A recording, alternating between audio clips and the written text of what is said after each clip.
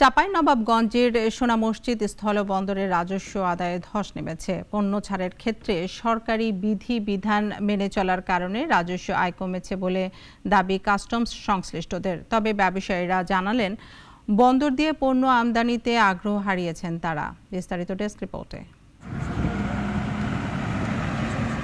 ভৌগোলিক অবস্থানের কারণে দেশের অন্য সব বন্দরের চেয়ে সোনা মসজিদ স্থলবন্দর খুবই সম্ভাবনাময়ী।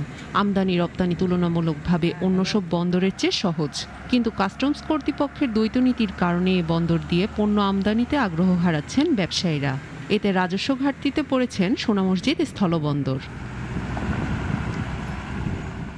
ব্যবসায়ীদের দাবি, দেশের অন্যান্য বন্দরের তুলনায় এ বন্দরে কম সুবিধা পাওয়া যায়। অনেক সময় কিছু পণ্যে শুল্ক বেশি নেওয়া হয়।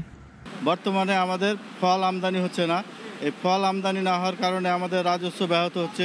বেনাফুল, ভমুরা, হিলি সব পোর্টে যে সুবিধাগুলো দেওয়া হচ্ছে, ওই সুবিধাগুলো যদি সোনামুখ স্থলবন্দরে দেওয়া হয়, অনেক গাড়ি ঢুকবে।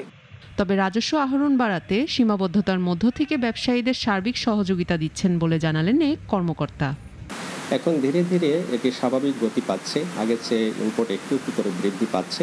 তবে বেশি শুল্কের পণ্যগুলো বেশি আমদানি হলে রাজস্ব আরও বাড়বে। দেশের অন্য স্থলবন্দরের মতো সোনা মসজিদ স্থলবন্দরে সমান সুবিধা নিশ্চিত করতে পারলে এ বন্দরেও সুদিন ফিরবে বলে প্রত্যাশা ব্যবসায়ীদের। ডেস্ক রিপোর্ট, নাগরিক। Double million offer Walton fridge কিনে পেতে পারেন 20 লক্ষ টাকা। রয়েছে কোটি কোটি টাকার নিশ্চিত উপহার।